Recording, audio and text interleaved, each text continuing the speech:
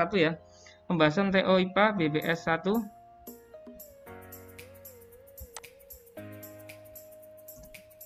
Untuk soal nomor 1. Nomor 1 tetap rantai makanan ya. Rantai makanan yang terjadi pada ekosistem laut. Nah, kalian ketika mengerjakan, kalian harus bisa cari kata kunci pertanyaan. Kalau di situ kebetulan ekosistemnya laut, berarti kalian wajib hukumnya untuk melingkari memberi tanda. Pak, kan online? Wah, kalau online ya nggak perlu ya, berarti ya kan nggak bisa. Ekosistem laut berarti imajinasimu, pikiranmu, bayanganmu, halumu itu langsung ke laut. Kalian harus tahu ekosistem laut tuh hewan makhluk hidupnya yang ada di sana apa saja, gitu ya. Nah, oke, Pak Jawa akan jelaskan dulu. Pilihannya ini A, B, C, D. Seperti yang Pak Jarod sampaikan kemarin, cari aja kesalahannya. Nanti akan lebih mudah daripada kalian mencari kebenaran. Gitu ya, karena 3:1. Kalau fitoplankton tuh kayak gini. Jadi makhluk hidup tepatnya tumbuhan, tapi dalam ukuran kecil yang hidup di air. Itu fitoplankton. Itu bisa hidup di air tawar ataupun hidup di air laut. Gitu ya. Jadi fito itu tumbuhan, tapi dalam ukuran yang sangat kecil yang hidupnya di air tuh. Nah, kalau zooplankton, kalian pernah pergi ke Gembiraloka toh? Nah, Gembiraloka Zoo toh? Nah, itu berarti hewannya. Kalau fitonya ini adalah tumbuhannya. Kalau zoonya ini hewannya, hewan-hewan kecil yang hidup atau tinggal di perairan, entah itu laut, entah itu air tawar. Nah, terus kemudian ikan kecil udah tak paham ya, ikan kecil udah paham, ikan tuna kayak gini ya, ikan tuna. Oke, terus kemudian hiu udah jelas, singa laut, terus kemudian, nah ini mungkin yang belum pernah kalian, mungkin udah pernah lihat tapi enggak tahu apa namanya. Ini teripang atau timun laut ya. Timun laut. Ini salah satu komoditas ekspor dari Indonesia yang harganya cukup mahal, bahkan bisa mahal sekali ya. Ini biasanya dikeringkan terus jadi makanan.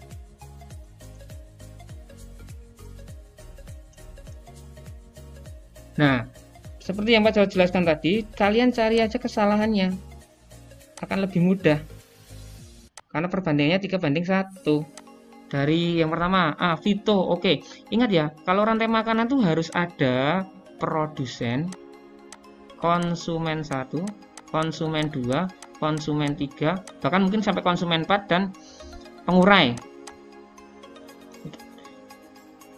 Fitoplankton berarti harus ada produsennya. Produsennya itu berarti berupa tumbuhan. Fitoplankton oke, tumbuhan. Nah, ini salah ini. Zooplankton itu kan langsung hewan toh. Nah, ini salah. Berarti jawaban ini salah. Fitoplankton oke, zooplankton salah. Oke, berarti ini salah juga. Berarti menyisakan 2 jawaban A dan C. Gampang kan? Nah, gampang. Yang tadi jawabannya pilihannya 4, sekarang menyisakan 2. Oke, kembali ke jawaban yang tersisa. A. Fitoplankton dimakan zooplankton. Oke, jelas mau. Ikan kecil makan zooplankton. Oke. Ikan tuna, ikan tuna juga makannya ikan-ikan kecil. Ikan hiu, oke. Oh, berarti jawaban A ini yang benar.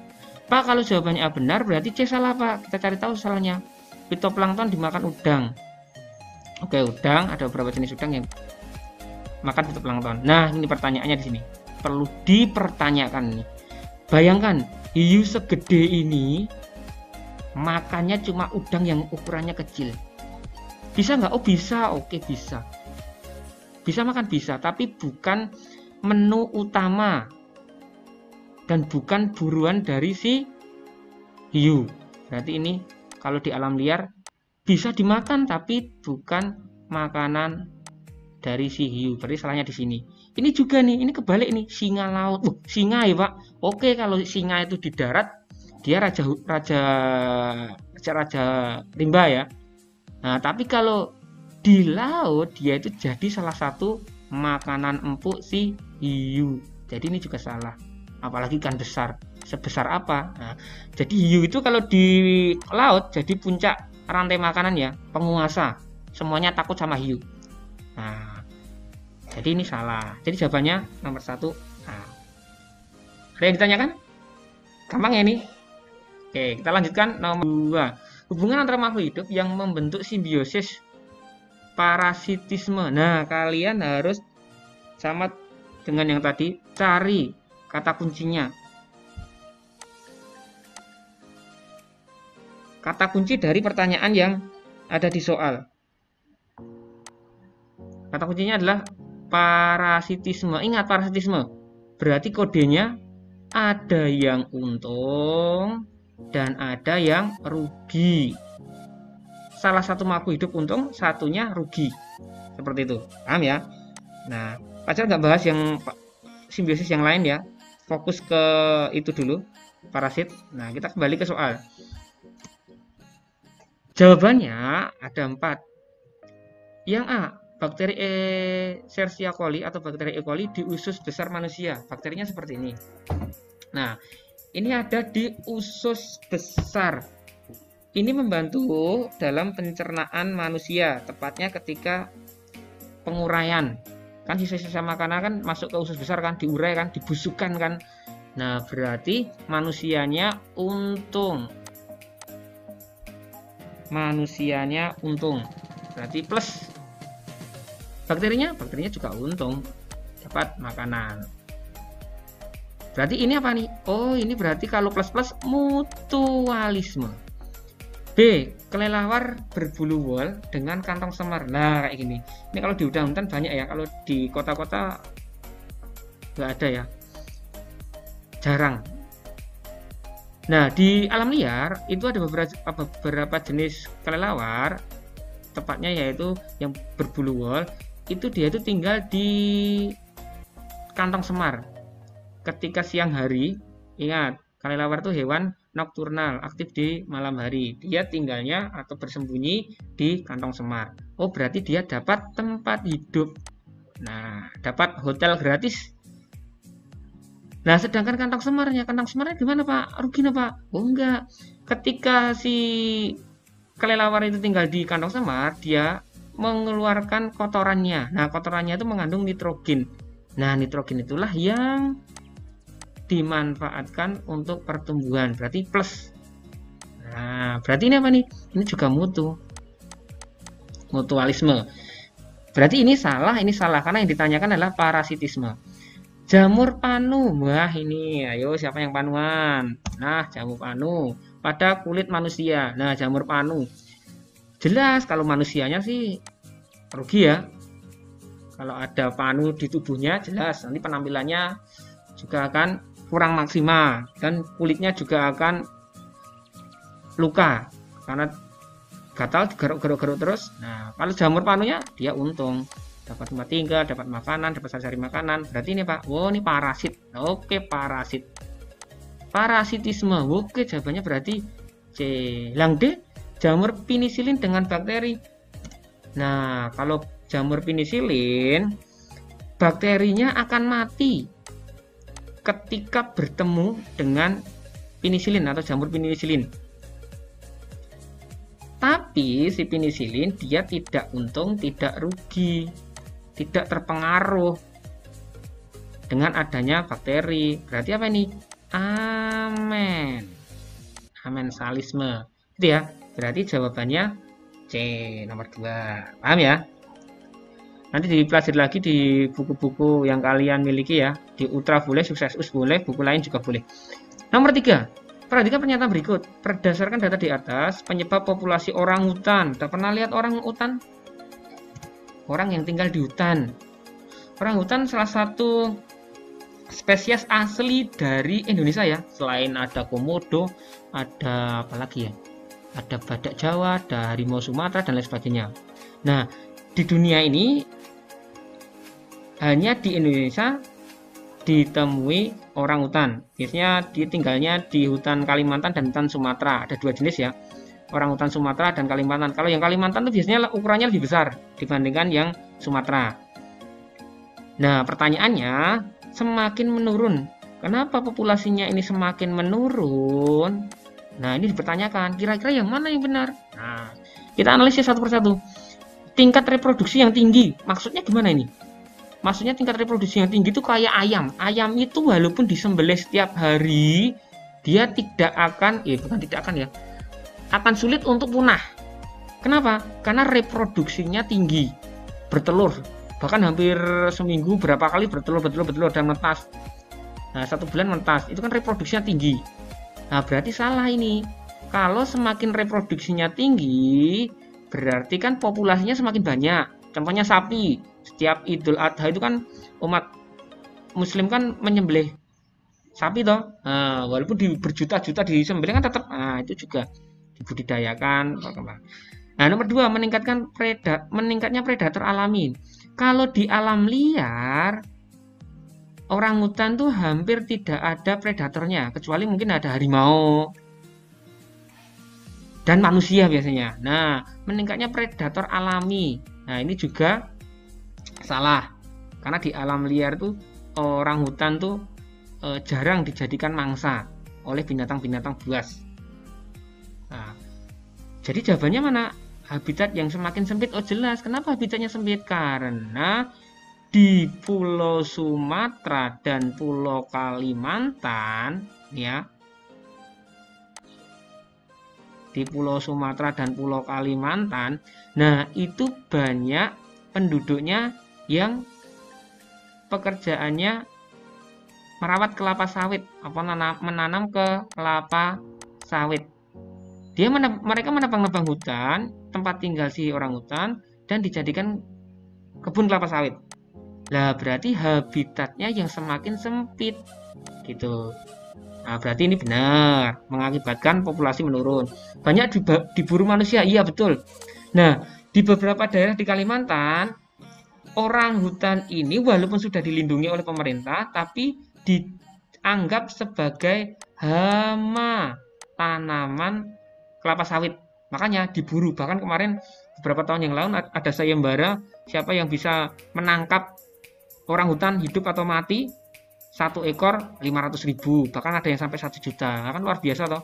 Nah, itu yang mengakibatkan populasi orang hutan menurun. Berarti jawabannya apa? 3 dan 4 mana? Oh iya ini ada satunya salah, seret. Ini ada 2-nya salah, seret. Waalaikumsalam. Lanjut, nanti saya bawa pulang. Nomor 4 ya, nomor 4 nih, ini siap rantai makanannya. Perhatikan gambar berikut, organisme yang dapat menduduki posisi X. X itu mana X tuh? Oke, X itu yang ini ya. X itu yang ini. Berarti ini sebagai konsumen 1. Kalau yang Y ini bisa jadi konsumen 2 lewat sini, 2 ataupun konsumen 3. Oke. Menduduki X dan Y. Kita lihat dulu, ini ada padi, ya, padi, ada tikus, ada ayam, ada kata. Nah, berarti ini ekosistemnya sawah. Sawah ya. Oke, kita masukkan satu persatu dulu. X-nya ulat. Oke, ketika di sini ulat makan padi, iyalah daunnya mau. Ulat dimakan ayam, oke. Ulat dimakan kata, oke, bener ulatnya. Kelinci, nah pertanyaannya apa? Kelinci itu habitatnya di sawah, kemarin udah dibahas ya. Salah, berarti salahnya di sini, nggak usah dipilih. Sekarang kalau di sini belalang, oke, belalang makan padi, oke bisa. Ayam makan belalang, oke, kata makan belalang, oke, ini bener. Ular sekarang kalau di sini ular makan tikus, oke, mau. Ular makan ayam, oke, mau. Ular makan kata, oke, mau. Ular dimakan elang, oke, berarti jawabannya yang B. Kalau udah tahu jawaban B, berarti CD salah Pak. Iya, tapi kalian harus cari tahu salahnya di mana. Nah, burung pipit itu kayak apa toh? Burung pipit itu kayak gini loh. Nah, ini kalau dalam bahasa Jawa namanya emprit ya. Lihat paruhnya seperti ini, pendek dan agak runcing. Gunanya untuk apa? Untuk membuka biji-bijian ya. Nah, berarti bener. Oke, bener. Kan makan padi, bener. Tapi apakah burung pipit itu dimakan ayam, dimakan kata, oh salah Pak, salahnya di sini. Burung hantu oke ada di sawah itu ada loh. Tito alba ya namanya. Nah, bahkan sekarang beberapa petani membudidayakan burung hantu. Fungsinya untuk apa? Untuk mengurangi hama tikus. Itu ya. Oke. Jadi yang C salahnya di burung pipit. Karena burung pipit tidak dimakan katak. Kataknya segede apa? Kalau dimakan. Berikutnya yang D, burung kutilang. Ini burung ketilang. Memang ketilang polisi ya. Kutilang ya. Burung kutilang tuh kayak gini. Lihat paruhnya, perbedaannya. Paruhnya runcing dan panjang karena dia makan serangga. Biasanya makan belalang. Tuh. Masa burung kutilang makan padi ya nggak mau. Nah, kalau Pak Jarod tuh makan nasi mau. Itu ya, berarti salah ya. Berarti jawabannya B. Lanjut nomor 5. Kelompok tumbuhan yang memiliki kesamaan adaptasi seperti mawar. Lah, kamu harus tahu pohon mawar tuh kayak apa. Pohon mawar itu dia memiliki ciri khas yaitu punya duri di batangnya. Ingat duri. Oke, duri ya. Tulis di sini. Set. Duri biar kamu fokus ke duri. Nah, tumbuhan yang nomor 1 sampai nomor 6 ini apakah mereka punya duri? Nah, kita lihat satu persatu. Nangka tuh kayak gini ya. Pak, nangka punya duri, Pak. Di mana? Di kulitnya tuh, Pak.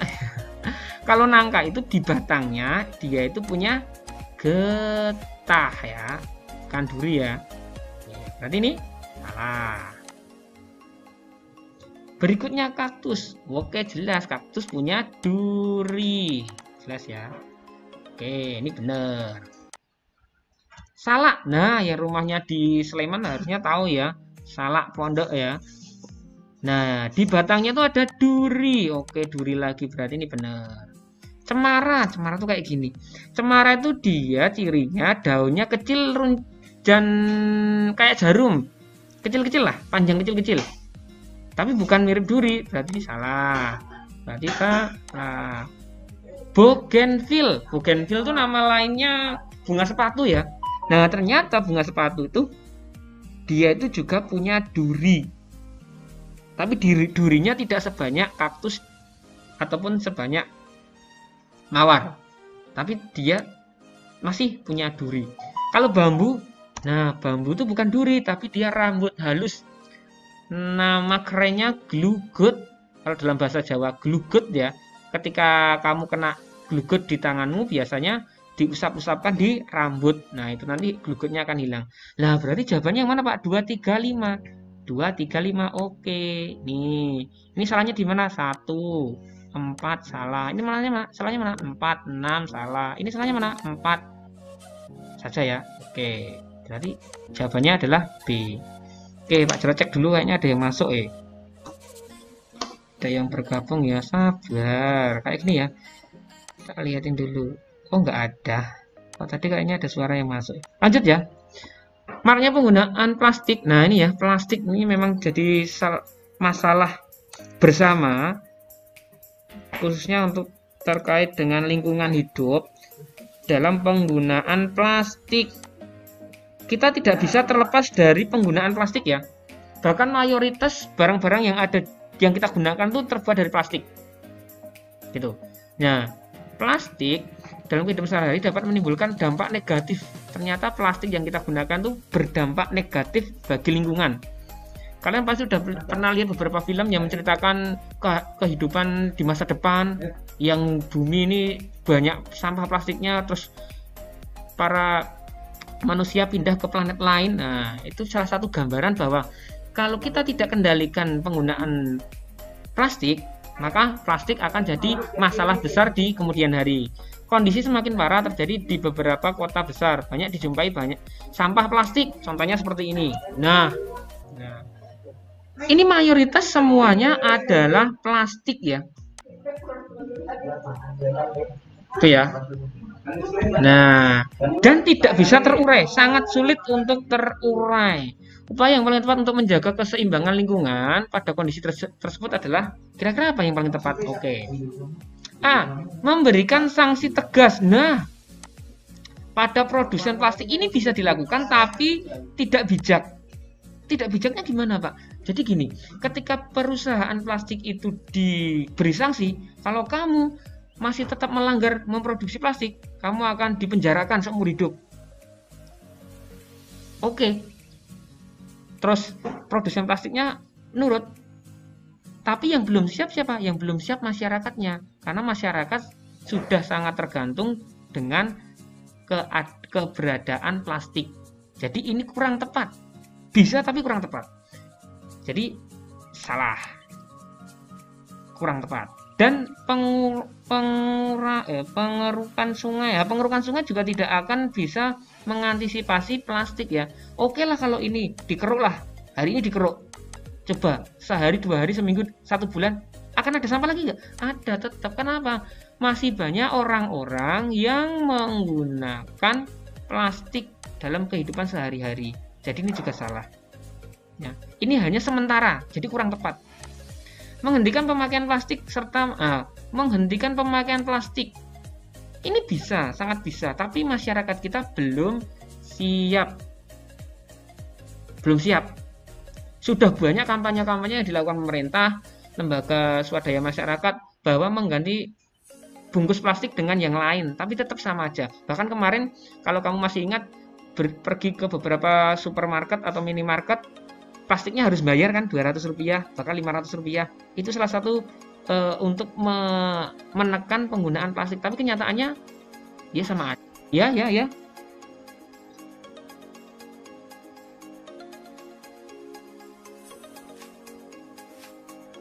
Yang lain gimana yang lain? Yang lain apakah suara Pak Jarod jelas? Oh, oke, berarti itu hanya sinyalnya ya. Nggak apa-apa. Nanti Pak Jarod share di YouTube ya. Oke, Pak Jarod lanjutkan ya. Setelah melakukan pelebaran sungai itu juga sama dengan pengerukan sungai.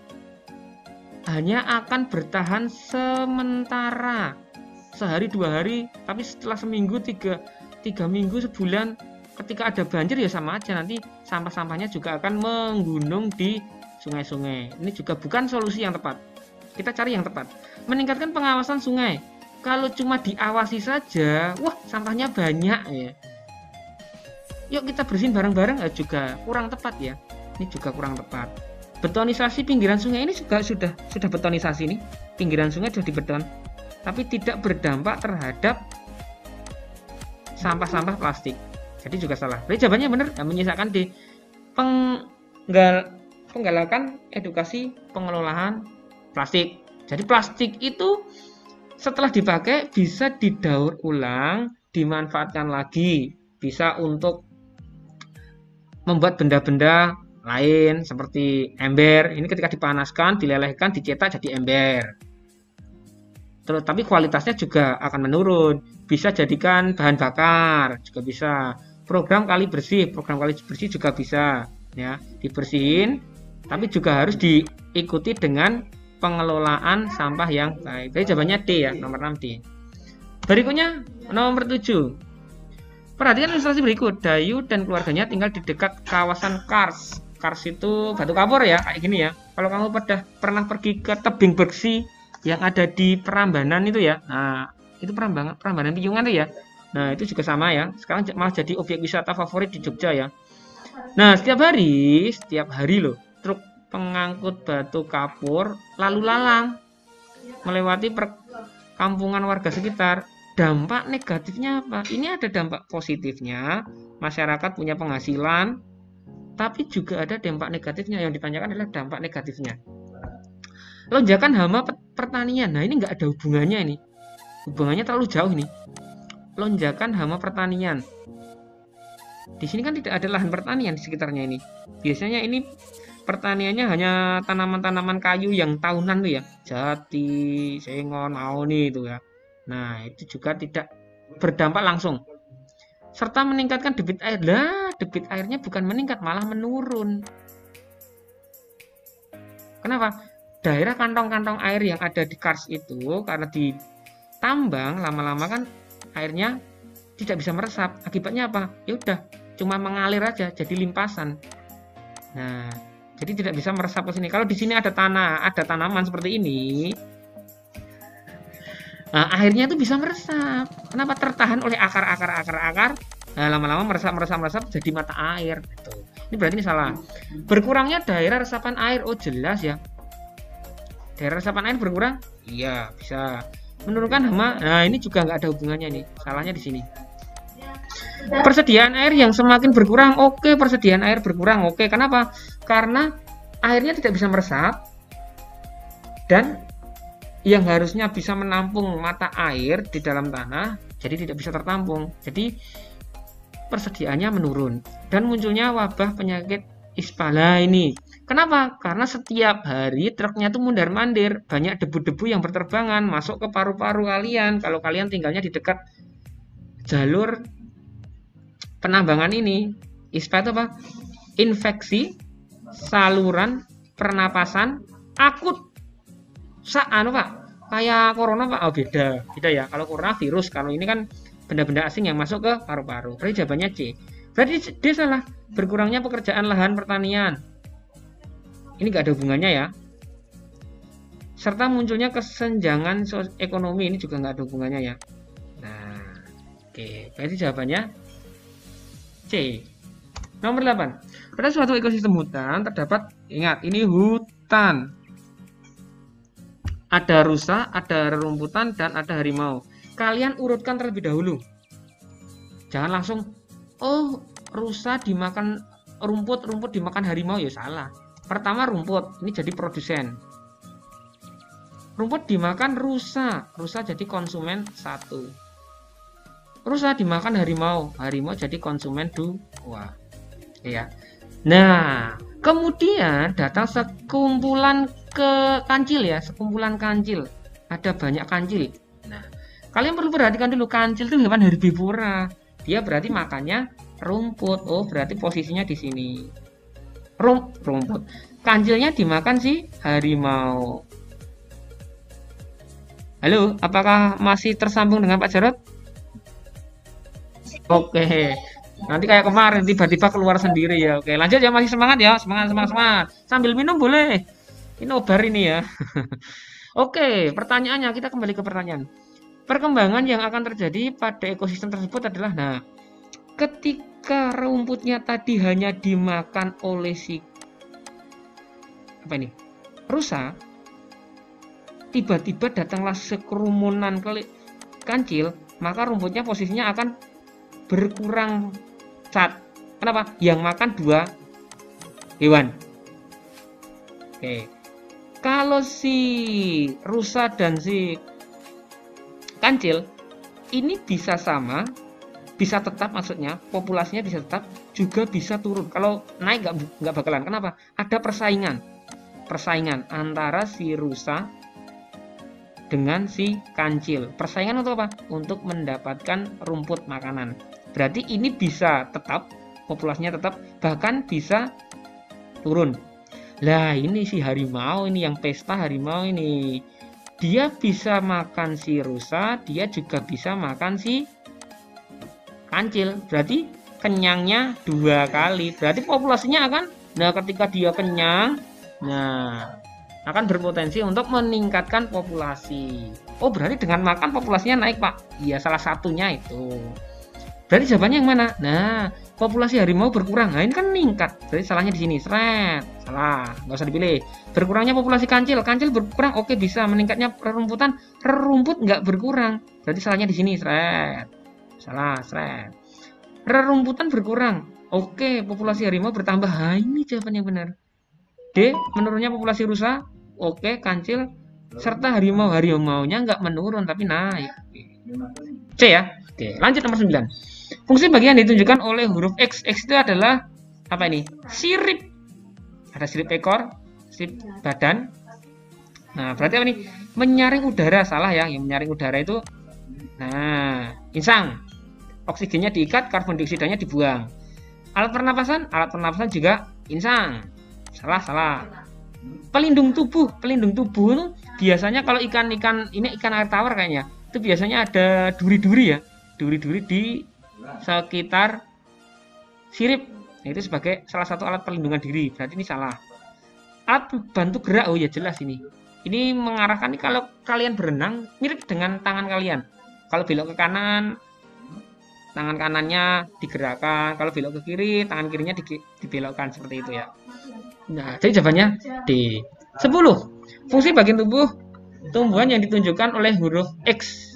Ini bunga ya, bunga sebagai alat perkembangbiakan. Perkembangbiakan. Nah, kalau yang X ini apa nih? Benang sari. Loh, kok sari kan cewek, Pak? Ya enggak gitu. Benang sari itu sebagai alat perkembangbiakan jantan ya. Nah, kalau yang ini putih.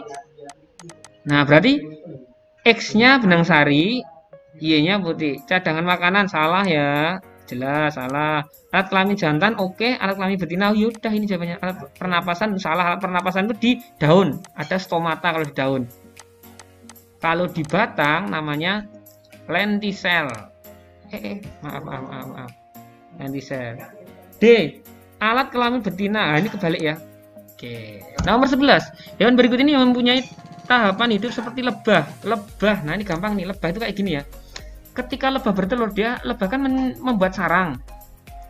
Nah, terus bertelur, setelah bertelur dia menetas jadi lava. Lava terus jadi pupa, terus jadi imago. Berarti perkembangannya telur, larva, pupa, imago. TLPI ya. Oke. Nah, kalian setelah tahu ini, oh berarti ini apa Pak? Ini lebah itu termasuk metamorfosis sempurna. Nah, itu ya sempurna ya. Nah, berarti kalau sempurna, kemarin kan Pak Fajar kasih kalian singkatan toh. Lala, lili, naik, becak, jangkrik ya. Ini tidak sempurna. Jadi yang lala, lili, naik, becak, jangkrik itu tidak sempurna. Berarti di luar yang ini nanti ya. Nah, yang pertama apa kemarin? Oh, laba. Yang kedua apa? Laron, rayap termasuk ini ya. Li yang ini lipan. Li berikutnya lipas. Terus naiknya ya. Wah, kameranya hidupin biar seru. Nanti tidak stabil ya. Takutnya nanti nggak stabil terus malah keluar kayak kemarin ya. Nanti tak hidupin ya bentar lagi ya. Oke, kita coba nanti. B-nya apa? Becak ya. Becak. Becak. B-nya itu belalang, maaf loh, konsentrasi malah. Belalang. C-nya apa? Capung. K-nya apa? Kecoak bisa atau kalajengking. Jangkriknya ya jangkrik. Berarti yang lala, lili, naik, becak, jangkrik itu tidak sempurna. Nah, apa aja tuh? Semut. Oke, semut itu sempurna. Nyamuk sempurna. Oke, kupu-kupu sempurna. Oke, berarti jawabannya ini. Mosok apa? B emangnya salahnya di mana, Pak? B salahnya di jangkrik. Jangkrik tidak sempurna. Kecoa, becak tidak sempurna. Nah, becak tidak sempurna. Belalang, B tidak sempurna. Berarti tidak sempurna semua. Berarti salah. C, lalat. Lalat itu sempurna ya. Nah, ini Pak lala. Bukan nilai yang pertama laba-laba, yang kedua laron. Kata, loh, kata kan sempurna Pak. Iya bener, kata itu sempurna. Tapi kata itu metamorfosisnya seperti ini loh. Loh kayak gini. Bentar ya. Tak hapuskan dulu biar jelas. Nah, metamorfosis kata itu kayak gini loh. Telur, gitu, menetas jadi berudu. Berudu berkembang, berudu berkaki. Terus katak berekor, katak ada ekornya, katak dewasa. Apakah ada pupanya? Nggak ada. Walaupun si katak ini metamorfosisnya sempurna, tapi kalau dilihat tahapannya beda dengan si. Nah, berarti ini tadi salah ya. Maaf, ini tadi salah. Ini tadi bener apa enggak? Salah. Maaf ya, ini tadi bener ya. Oh, ini bener. Ini yang salah. Ini salahnya di ini benar. Ini salahnya di kata. Kumbangnya bener. Kalau ini salah semua. Kira. Nah, kalau yang D laba-laba itu tidak sempurna. Capung tidak sempurna. Kalau tawon, nah tawon kan saudaranya dari si lebah. Jadi jawabannya oke, ntar ya, sambil istirahat dulu ya, Pak Jarod tak minum dulu. Oke, tak aktifkan ya. Ada yang request sih. Caranya gimana ngaktifkan video? Oke, udah kelihatan muka Pak Jarod? Hehehe. Oke, minum dulu ya, yang mau minum dulu.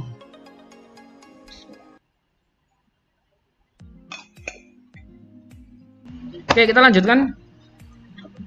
Wah, baru nomor berapa ya? Baru nomor 11 ya. Oke, nomor 11 sudah ya.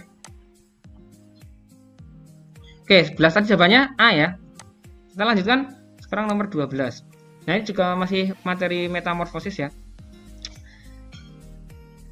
Metamorfosis, kalau kalian lihat, ini kira-kira hewan apa? Hewan lalat.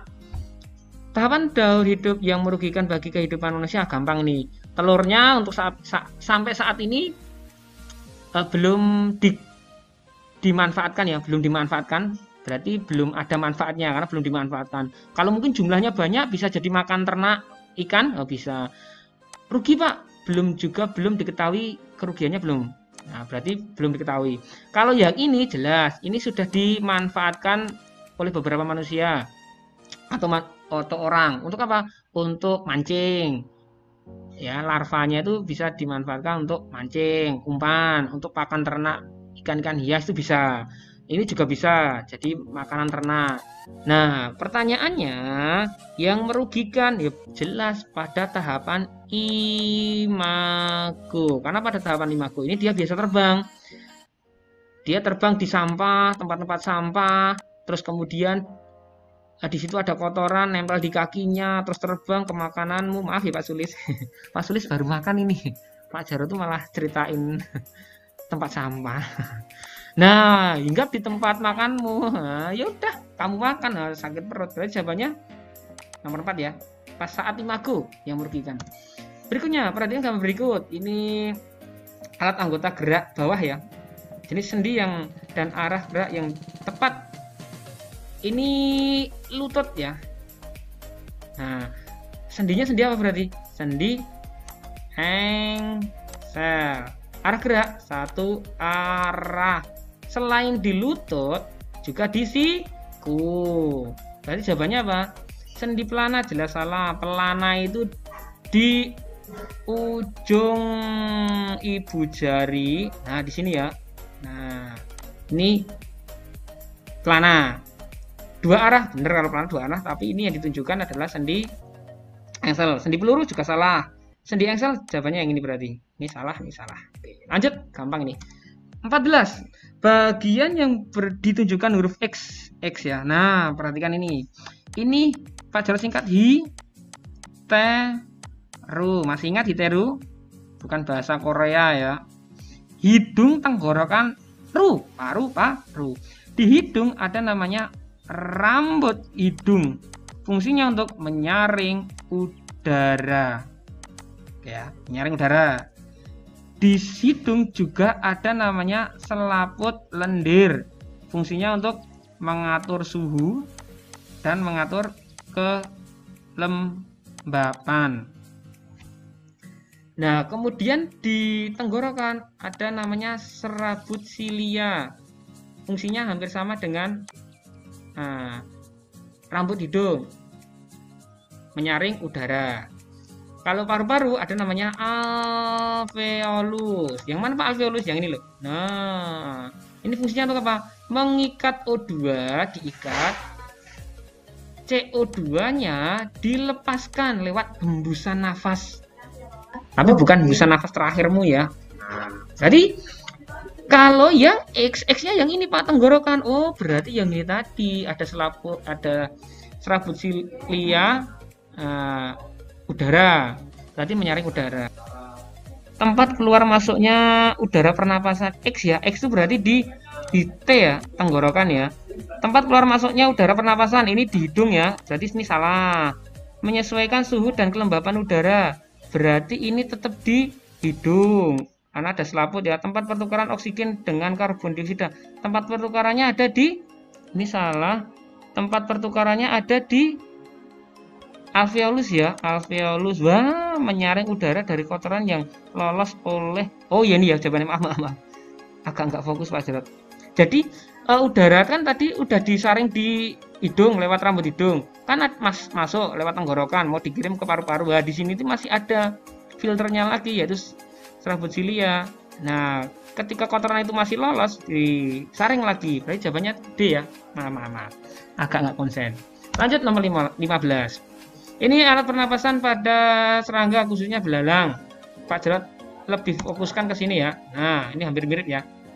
Ini materi kelas 5. Fungsi bagian yang ditunjuk Y yaitu ini. Nah, berarti yang mana? Menyaring udara yang masuk. Yang menyaring udara yang masuk yaitu nih, spiracle. Kalau dalam pernapasan manusia yaitu hidung. Membantu pernapasan pada saat terbang. Nah, ini yang kantong semar. Kantong udara. Maaf, bukan kantong semar. Masa di dalam tubuh belalang ada kantong semar. Ini ya, nah, kantong udara ya. Ketika dia terbang, kalau dalam burung ada organ pernapasan burung mirip dengan pundi-pundi udara. Berarti juga salah. Karena yang ditunjukkan ini, Pak, yang ditunjukkan ke kantong udara, Pak. Bukan, yang ditunjukkan itu trakeanya ya. Ini trakeanya. Yang ditunjukkan trakeanya. Nah, berarti apa? Mengedarkan. Nah, ini jawabannya. Jalur keluar masuknya udara pernapasan ya, jalur keluar masuknya ya ini spiracle. Nah, ini spiracle. Itu ya. Pak Mansur aja, telepon Pak Mansur. Perhatikan kalau berikut, proses pencernaan yang terjadi pada bagian yang ditunjukkan P dan V. Wah, ini gampang ya. P ini jelas ya. Di sini dikunyah. Pencernaan mekanik. Dan pencernaan kimia. Wih. Mekanik oleh gigi dan lidah, digulung-gulung lidah, bantu menelan. Kalau kimiawi oleh enzim kemarin apa namanya? Petialin.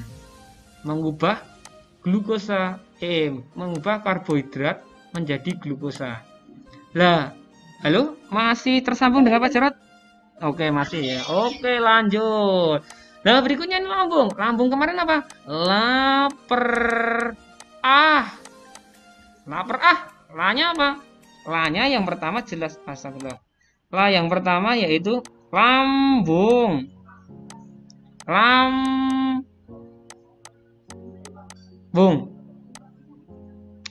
Ini pepsin. Renin. Maaf bukan renin. Iya bener renin. Yang ini, nah, aknya ini adalah asam klorida. Oke ya. Oke. Kita kembali ke jawabannya. Kembali dulu ke jawabannya. Proses pencernaan yang terjadi pada bagian yang ditunjukkan P dulu. P itu berarti mulut ya. Mendorong makanan ke lambung dan mengasamkan makanan. Nah, ini yang salah di sini. Mendorong makanan ke lambung. Yang mendorong makanan ke lambung itu adalah gerak peristaltik yang ada di sini loh. Salah. Kalau ini benar, yang ini benar di lambung benar, ada asam klorida. Mencerna karbohidrat menjadi glukosa, oke, karbohidrat jadi glukosa oleh petialin, oke, benar. Mengendapkan protein susu menjadi kasein. Nah, protein susu oleh siapa? Oleh renin. Nah, renin kan kemarin disingkat PSK. Protein susu menjadi kasein. Gitu ya. Oh, berarti jawabannya ini benar. Pak, yang C salah. Mengatur letak makanan. Nah, mengatur letak makanan benar oleh lidah. Oke. Mencerna protein menjadi. Lah, kalau protein menjadi asam amino itu fungsinya dari tripsin. Kan singkatannya kemarin TPA. Tripsin mengubah protein menjadi asam amino. Ini di mana? Di usus, bukan di lambung. Berarti ini salah. Menghaluskan makanan dan menghaluskan makanan oleh gigi benar. Mencerna lemak menjadi, lemak menjadi gliserol itu oleh lipase. Lipase di mana lipase? Di usus. Oh, berarti salah. Itu ya. Ini dipelajari lagi ya. Enzim-enzim yang ada di tubuh manusia terkait dengan pencernaan ya. Ini materi kelas 5 semester 1. Bukunya jangan dibuang, dipelajari lagi. Karena ini cukup merepotkan. Karena harus dihafal kalau ini. Nggak bisa dipakai nalar, nggak bisa ini. Lanjut nomor 17. Reza mengalami gangguan pada usus. Penyakitnya ditandai dengan demam. Menggigil demam itu. muntah-muntah, buang air besar terus menerus dan berlendir. Nah, ini jelas nih penyakit pencernaan ya. Nah, pertanyaannya, salah satu upaya yang dapat dilakukan untuk mencegah terjadinya penyakit. Nah, ini penyakitnya ini sebenarnya ada 3 yang mendekati ini, yaitu biasanya diare. Kalau diare itu nggak pakai muntah ya, oh berarti bukan diare. Kalau diare nggak pakai muntah. Ini berarti muntaber. Muntaber, singkatan dari muntah dan berak. Oh berarti ada demam, ada muntah, ada buang air, ada berlendir. Oh jelas berarti ini ya. Tetap ini penyakit pencernaan. Nah, gimana caranya mengatasi atau mencegah agar kita tidak terserang penyakit muntaber? Mengkonsumsi makanan berserat. Ini hubungannya dengan sembelit. Sulit buang BAB. Sulit buang air besar. Kenapa? Makanannya biasanya daging. Tidak makan berserat, tidak atau jarang makan sayuran. Biasanya terus BAB-nya sulit. Jadi salah. Menjaga kebersihan alat makan. Oh, ini bisa, mungkin ya, baru mungkin ya. Kita lihat jawaban yang lain, ada yang lebih tepat nggak? Banyak makan lemak, nah, ini hubungannya dengan kolesterol. Kolesterol itu berarti peredaran darah. Jadi nggak ada hubungannya dengan pencernaan. Konsumsi garam yang tinggi ini juga. Nanti hipertensi juga sama, peredaran darah. Oh berarti yang tepat yaitu B. Kebersihan alat makan. Kalau sudah selesai makan ya dicuci. Cucinya jangan hanya pakai air, tapi juga pakai sabun. Biar apa? Kuman-kuman yang nempel hilang. 18. Nah, ini seru ini. Perhatikan gambar berikut. Ini peredaran darah manusia ya. Sistem peredaran darah manusia. Mbak Cerita akan jelaskan dulu. Tahu ini apa? Halo. Halo anak-anak. Oke, masih nyambung ya. Ini apa ini? Ini gambar pakaian kotor. Kenapa pakaian itu bisa kotor? Karena pakaian itu baru dipakai, ya kan? Kalau pakaian itu sudah dipakai, berarti pakaiannya akan kotor. Biasanya pakaian kotor itu harus dibersihkan. Ketika dibersihkan, harus dibawa kemana? Ke mesin cuci. Pak, di rumah saya nggak ada mesin cuci ya Pak, pakai tangan ya nggak apa-apa. Sama aja nanti ya. Dibersihkan atau dicuci, karena mesin cuci adalah tempat untuk membersihkan pakaian. Sepatu boleh nggak? Boleh juga, tapi biasanya terus nanti mesin cucinya cepat rusak. Nah, ketika sudah bersih, maka bajunya siap dipakai lagi loh, dipakai lagi itu ya.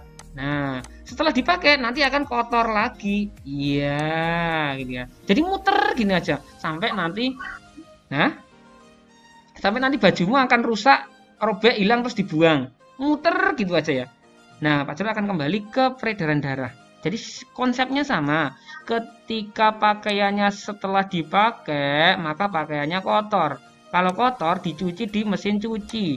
Nah, kalau sudah bersih, mau dipakai lagi. Kalau sudah dipakai, kotor lagi. Mesin cuci, dipakai, kotor lagi. Muter gitu ya. Nah, kita kembali ke peredaran darah. Peredaran darah manusia itu hampir sama dengan ketika kita nyuci pakaian. Darah adalah alat transportasi, membawa oksigen dan karbohidrat, selain membawa sari-sari makanan. Nah, darah itu ketika dia membawa karbon dioksida, dia disebut darah kotor. Ketika dia bawa CO2, itu kotor, dianggap kotor. Tapi ketika bawa oksigen, dianggap bersih. Gitu ya. Nah, ketika darah itu dari seluruh tubuh, ingat, pakaian setelah dipakai kotor. Darah setelah dipakai, setelah dari seluruh tubuh, berarti dia kotor. Kalau darah itu kotor, maka harus dibersihkan. Di mana tempatnya? Di paru-paru. Berarti paru-paru ada sabun cuci ya? Sabun cuci baju, Pak. Ada deterjen, Pak? Ya enggak gitu. Nah, hanya konsepnya aja sama. Ketika darah dari seluruh tubuh itu mengandung CO2, maka darah itu kotor. Harus segera dibersihkan. CO2-nya dibuang, diganti dengan oksigen. Maksudnya seperti itu. Nah, harus dibawa kemana? Harus dibawa ke paru-paru. Tapi lewat jantung. Jadi kalau menuju ke paru-paru langsung nggak bisa. Kenapa nggak bisa, Pak? Karena jantung berperan sebagai alat pemompa tubuh. Kalau nggak ada jantung, maka darahnya nggak akan mengalir. Gitu. Makanya, ketika darahnya nggak mengalir, jantungnya nggak berdetak, berdenyut, biasanya orang itu akan mati. Harusnya orang itu akan mati. Gitu. Nah, berarti ketika darah itu kotor, banyak CO2, mau dibawa ke paru-paru, tapi lewat ke jantung. Biar darahnya bisa mengalir. Setelah itu baru ke paru-paru. Di paru-paru ini CO2-nya dibuangnya. Nggak butuh tubuhku CO2. Terus diganti dengan O2. Makanya darahnya jadi bersih. Setelah darah itu bersih, diedarkan ke seluruh tubuh. Ketika dari seluruh tubuh, kotor lagi. Kenapa kotor? Banyak CO2. O2-nya diedarkan ke seluruh tubuh.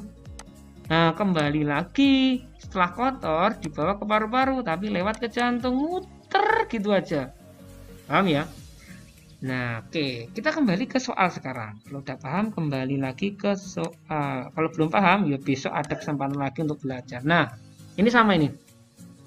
Intinya kamu perhatikan dari mana dia berasal. Yes, dari mana dia berasal. Kalau dari nomor 5 ini seluruh tubuh, ST, seluruh tubuh. Nomor 5 seluruh tubuh ya. Kalau nomor 6 ini paru-paru. Iya. Waduh, itu nanti ya. Kalau Pak Jarot harus muter balik lagi nanti. Nanti ya, nanti. Nah, nanti aja, nanti kita bahas. Karena sudah nomor 18. Nanti kita lanjutkan. Berarti tadi nggak menyimak nomor 13. Nanti Pak Jarot share lagi ya. Karena waktunya terbatas ini. Nah, kembali lagi ke pembahasan nomor 18. Nomor 5 ini seluruh tubuh. Kalau darah, jadi kamu harus tahu dulu, pahami dulu. Darah itu dari mana? Kalau dari seluruh tubuh, berarti darah itu mengandung CO2 atau kotor.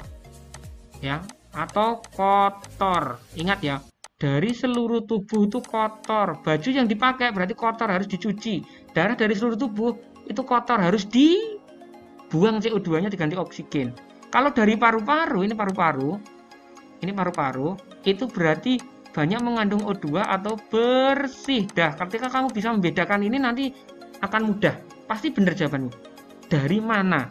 Kalau dari seluruh tubuh kotor, CO2. Kalau dari paru-paru bersih, mengandung O2. Oke, kita kembali. 6, 9, 6. Dari 6 itu mana? Paru-paru, jelas ini. Berarti pertanyaan ini, nah, dari 6 itu berarti paru-paru toh. Paru-paru itu berarti bersih. 6 itu kan paru-paru. Berarti dia mengandung O2. Darah kaya karbon dioksida, salah dah. Nggak usah dipikir lanjutnya, salah.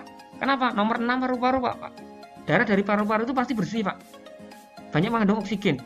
Darah kaya oksigen, oke, mungkin jawabannya. Darah kaya karbon, nah ini juga salah. Saya menyisakan 2 jawaban tersisa. Ya enggak? Karena A dan C kelihatan sekali salahnya. Kembali ke B, darah kaya oksigen dari paru-paru, oke bener. Masuk ke jantung, oke. Melalui serambi kiri. Nah, ini. Kamu harus tahu konsep yang kedua. Set, jantung kita kayak gini. Sa, si, ba, bi. Sa itu menerima, yang sa dan si itu menerima. Kalau B, babi, itu mengirim, memompa. Kalau yang kanan itu kotor. Kalau yang I kiri itu bersih. Oke. Kira-kira yang menerima darah bersih yang mana? Ini loh. Nah, ini kan bersih toh. Menerima darah bersih. Oh, berarti si serambi kiri. Apakah benar ini serambi kiri? Oke, benar sampai sini.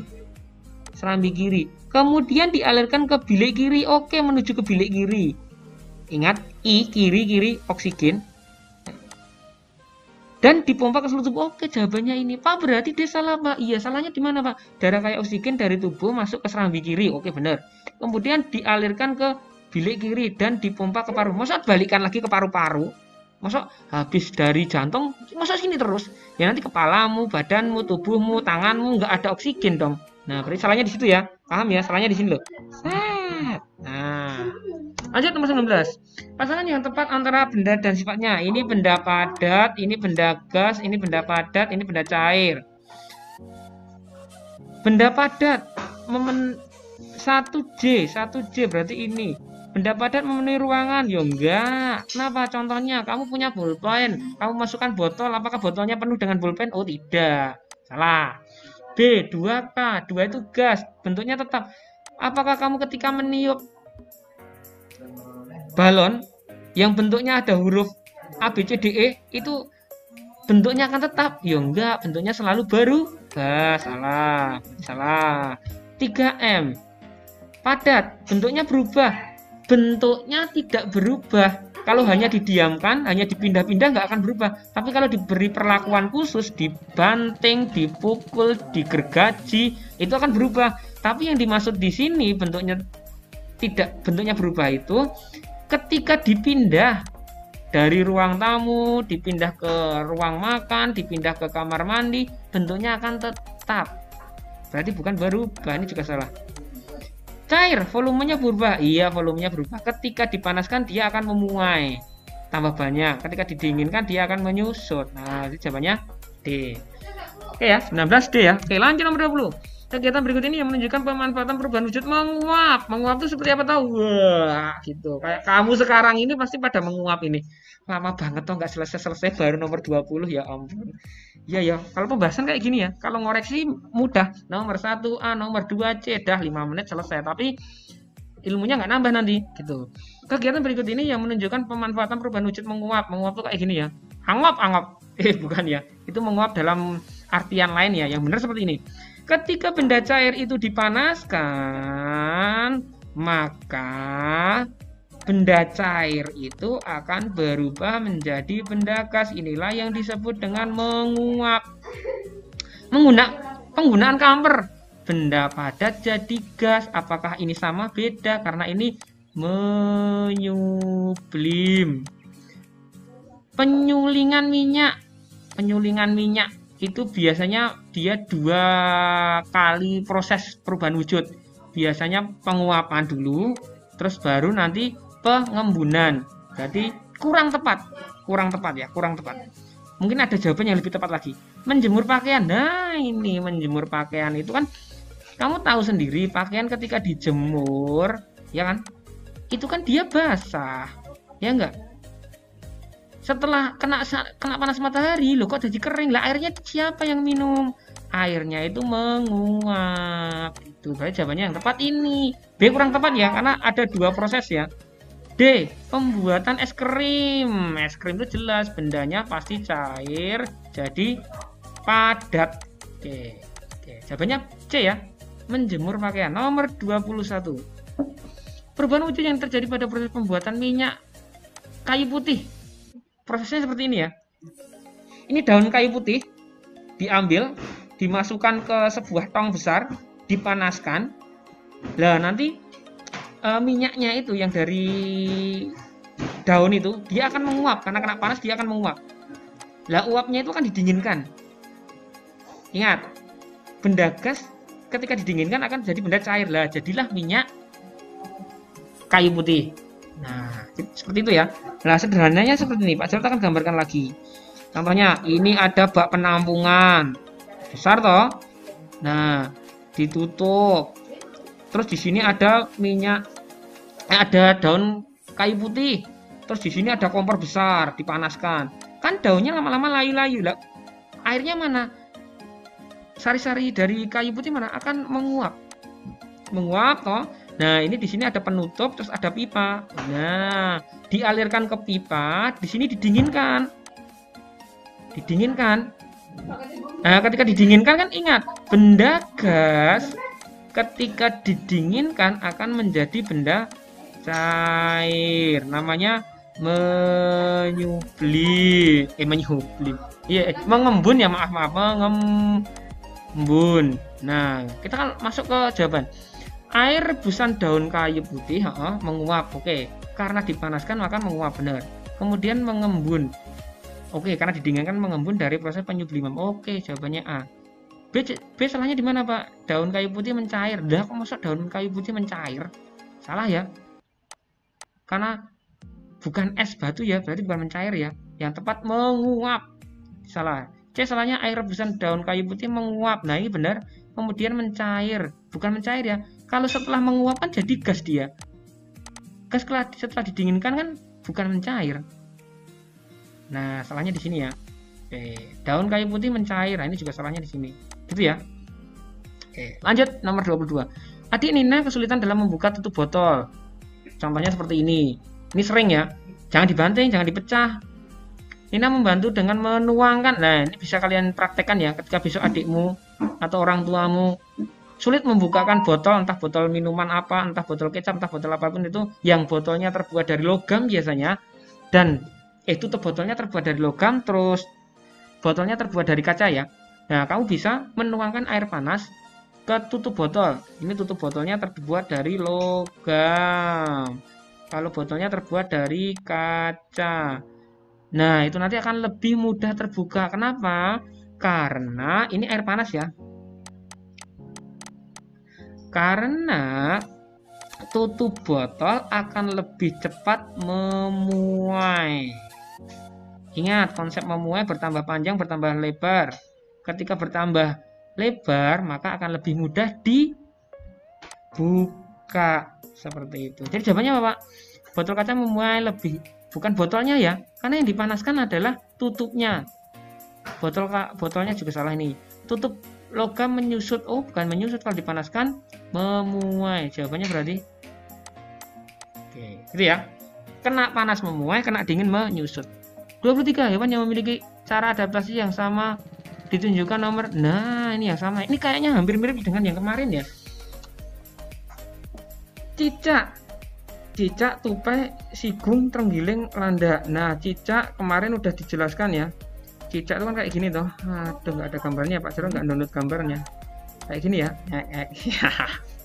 Lidahnya panjang dan lengket. Kakinya punya perekat. Autotomi, ya kan, autotomi. Nah, berarti apa? Oke. Ini tupai itu ekornya panjang untuk keseimbangan, berarti nggak ada hubungannya. Oke, salah. Sigung itu dia, ini cicak ya. Wah, ada gambarnya ternyata. Maaf. Ternyata udah di download kayak gini ya. Ini tupai, ekornya panjang untuk keseimbangan. Ini sigung itu dia mempunyai bau kentut ya, kayak kentut kayaknya, mengeluarkan gas yang berbau. Nah, terus ini ada terenggiling kayak gini, menggulungkan, dan dia punya, kemarin Pak Jarod belum sempat bahas ini ya, ini hanya menggulungkan tubuhnya ya, menyerupai bola. Ternyata karena karena terenggiling itu makanannya semut dan rayap, dia punya lidah yang panjang dan lengket juga gitu. Oke, berikutnya landak semut, jelas. Oh, berarti yang ini lidah panjang lengket, lidah panjang lengket, lidah panjang lengket. Jadi jawabannya cicak, terenggiling, landak. 1, 4, 5. Oke. 24. Apabila botol 1 ditekan, nah ini perhatikan ya. Ini sebentar ya. Ini kita perhatikan dulu ya. Ini percobaan kelas 5. Kalau kalian kemarin udah pernah ya, kelas 5 ada percobaan ini ya. Di buku paket sudah ada. Nah, ini ibaratnya jantung. Ini SA, ini SI, sasi, babi. Serambi kanan, serambi kiri, bilik kanan, bilik kiri. Ya kan? Ini paru-paru, ini seluruh tubuh. Nah, seperti itu. Ini SA, sasi, babi. Paham ya? Kok botolnya banyak banget? Nah, Pak Jarod ulangi lagi biar lebih paham. Ini sa, ini si, ini ba, ini bi. Paham ya? Ini jantung. Jantung kan dibagi jadi 4 toh. Kayak gini toh. Sa, si, ba, bi. Serambi kanan, serambi kiri, bilik kanan, bilik kiri kan. Paham toh? Sampai sini paham toh? Oke. Nah, kembali ke pertanyaannya. Nah, pertanyaannya, apabila botol 1 ditekan, ketika dipencet, maka air atau cairan ini akan mengalir kemana? Ingat, peredaran darah, sistem peredaran darah ini mengalirnya seperti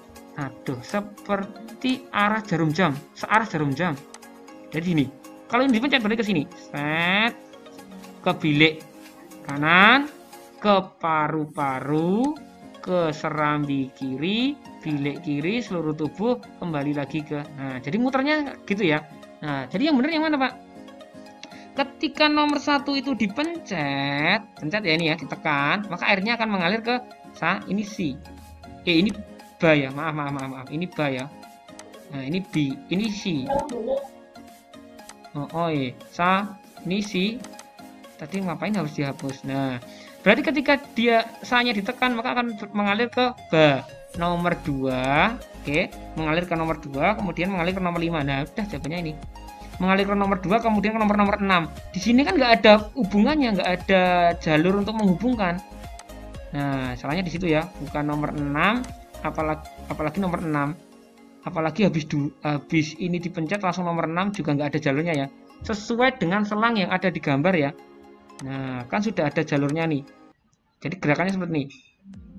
Serambi kanan, terus menuju bilik kanan, terus ke paru-paru, terus ke serambi kiri, bilik kiri, ke seluruh tubuh, kembali lagi ke serambi kanan. Muternya seperti itu. Ingat, arah jarum jam. Nggak boleh lompat. Habis 1 langsung ke 3 Pak, yang deket Pak, ya nggak boleh. Pak, nggak mau Pak, langsung ke paru-paru aja Pak. Ngapain lewat bilik kanan? Ya nggak bisa ya. Sudah kodratnya seperti itu. Jadi jawabannya tadi apa? Jawabannya A ya. Lanjut nomor 25. Tumbuhan yang memiliki perkembangbiakan sama dengan yang digambar, ini pakai geragih atau stolon. Geraginya mana ini loh? Nah, supler salah, spora, jamur spora, jadi salah. Jahe kunyit ini pakai rimpang ya, rimpang atau akar tinggal atau rizoma, jadi salah. C, bawang dan lobak itu umbi akar ya, salah. Jadi jawabannya ya stroberi dan pegagan. Hah? Apa?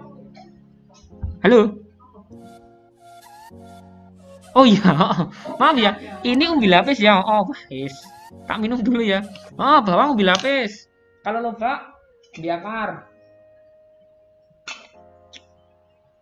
Oke. Lanjut nomor 26. Pengaruh gaya terhadap bentuk. Ini gampang ya. Ada batu dipukul, berarti bentuknya berubah. Ada bola basket dimainkan, berarti arahnya berubah. Arah gerak jari nomor 1 dulu. Arah gerak benda salah, bentuk benda oke. Ini salah, yang bener ya. Gerak benda. B ya. Gampang ini. Lanjut nomor 27. Nah, ini kemarin Pak Jarod bahas keluar kan. Nah, ingat ya, ketika luas permukaannya itu, luas volumenya itu semakin besar, maka nada yang dihasilkan akan semakin rendah. Paham ya? Oke, hati-hati Pak Sulis. Ketika luas volumenya itu semakin kecil, maka nadanya semakin tinggi. Oke, hati-hati. Gitu ya, paham ya? Nah, cara menghasilkan bunyi rendah ya, rendah. Berarti yang ini ya. Ini. Berarti yang ditunjukkan oleh gambar yang mana yang tepat? Semua lubang harus ditutup pakai jari, maka udara ketika ditiup dia akan sampai sini. Nah, volume atau luas permukaannya kan semakin besar toh, makanya nadanya semakin rendah. Konsepnya seperti itu. Berarti yang mana? Nih. Kalau hanya ditutup nomor 6, contohnya kalau hanya ditutup nomor 6, jadi jawabannya ini C ya. Kalau hanya ditutup nomor 6, maka kan udaranya akan bisa keluar lewat sini. Semakin sempit ruang udaranya. Kalau semakin kecil berarti nadanya akan semakin tinggi. Kalau ini tadi semuanya ditutup, berarti kan semakin luas toh, nadanya semakin rendah. Berarti jawabannya. Oke. Lanjut nomor 28. Nah, ini hampir mirip yang kemarin. Kalau kemarin ditiup, sekarang dipukul. Ini juga sama. Semakin volume atau ruangannya yang digunakan untuk bergetar itu semakin besar, maka nadanya akan semakin rendah. Kalau ruangan volumenya semakin kecil, rambatannya yang digunakan untuk merambat, maka nadanya akan semakin tinggi. Contohnya ini. Jika air pada botol 1 dituang seluruhnya ke botol 2, botol 1, ya kan? Andri melakukan percobaan bunyi menggunakan 3 botol kaca tanpa tutup yang berisi air pada gambar. Jika air pada botol 1 dituang, hati-hati ya nih, ini jebakan ya nih, dituang seluruhnya ke botol 1. Botol 2, botol 1 ini dituang sini. Set. Berarti ini kok kosong kan seluruhnya. Nomor 1 kosong. Kalau ini berarti jadi penuh. Nomor 2. Maka kemungkinan bunyi yang dihasilkan saat botol dipukul, bunyi yang dihasilkan nomor 1 lebih tinggi dari nomor 2. Ya, bener. Jawabannya ini. Kan di sini kan ruangan untuk bergetar, area atau daerah untuk bergetar kan semakin sedikit, tak? Makanya nadanya semakin tinggi yang ini. Kalau yang nomor 2 ini kan semakin banyak. Ketika dipukul kan getarannya akan beredar kemana-mana, maka akan semakin rendah. Ini salahnya di mana Pak? Bunyi yang dihasilkan botol 2 lebih tinggi dari botol 3. Enggak, ini kan lebih sedikit. Bukan lebih tinggi, harusnya lebih rendah. Salahnya di sini. Bunyi terendah dihasilkan botol 3. Enggak, terendah adalah botol yang diisi penuh. Nah, yang ini nomor 2, ini salahnya. Harusnya nomor 2. Ini salah, ini salah. Bunyi tertinggi dihasilkan botol nomor 1. Bunyi tertinggi dihasilkan. Wah, ini juga benar berarti ini. Bentar. Kita analisis lagi. Karena ada 2 jawaban yang mirip ya. Nanti kalau memang dua-duanya bisa jadi jawaban ya A dan D bener. Kita kembali lagi. Bunyi yang dihasilkan botol 1 lebih tinggi. Nomor 1 kan lebih tinggi daripada nomor 2. Jelas itu benar. Nah, karena yang paling tinggi nomor 1. Bunyi tertinggi dihasilkan botol 1. Oh, berarti jawabannya 2 ini ya. Nah, yang jawab A dan D bisa jadi jawaban. Nah, besok ketika kamu menemukan pertanyaan atau soal yang seperti ini, menurutmu 2 jawaban itu benar, tetap pilih salah satu ya. Tetap dipilih salah satu. Nggak boleh di pilihan itu langsung nyilang 2. A, B, C, D disilang. A dan D. Jangan. Karena ini nanti malah jadi jawaban yang salah. Karena 2 jawaban. Karena disuruh milih 1 ya. Nah, nanti loh, terus jawaban saya gimana Pak? Benar apa salah Pak? Biasanya nanti akan jadi 1. Bisa jadi bonus. Atau yang kedua, jawaban A dan B, D itu benar gitu. Gitu ya. Kebetulan ini kunci jawabannya ada 2 ini ya. Paham ya? Oke, karena di sini ada kata-kata dituang gitu ya. Oke. Lanjut nomor 29. Sifat cahaya yang ditunjukkan pada gambar jelas ini. Ini kan cahayanya merambat lurus ya ini. Nah, merambat lurus dibiaskan, karena tidak ada yang dibiaskan, ini salahnya dibiaskan, ini bukan dibiaskan. Merambat lurus ya benernya. Ketika terhalang oleh benda gelap, maka akan membentuk sebuah bayangan. Oke, dipantulkan, ini dipantulkan. Nah, ini benar. Menembus benda bening, nggak ada benda beningnya nih. Karena nggak ada benda bening, berarti nggak usah dipilih. Nggak ada benda bening. Sebenarnya ini ada, ada nggak ya? Oh, nggak ya. Kalau senter tuh ada ya. Kan kamu pernah lihat senter toh? Senternya bentuknya seperti ini. Nah, di sini ada kacanya tuh. Nah, itu termasuk benda bening ya. Nah, tapi kalau di lampu belajar itu sepertinya langsung lampu ya, nggak ada kacanya ya. Berarti nggak menembus benda bening ya. Oke kan? Jawabannya B ya. Oke. Nomor 30. Pemanfaatan sifat cahaya dapat dibiaskan dalam kehidupan sehari-hari. Ingat, dibiaskan. Mata kalian dikelabui. Yang tadinya dalam jadi dangkal, yang tadinya besar jadi kecil, yang tadinya panjang jadi pendek, yang tadinya lurus jadi bengkong. Itu namanya dibiaskan. Matamu dikelabui. Penggunaan genting kaca ini berarti menembus benda bening. Salah. Reflektor pada lampu mobil. Reflektor yang ini loh, yang di dalam itu loh. Itu berarti apa? Memantul atau dipantulkan. DP ya, dipantulkan. Itu salah. Memasang cermin lalu lintas. Ini kayak gini juga sama ya, dengan yang ini hampir mirip. Dipantulkan. Berarti ini juga sama.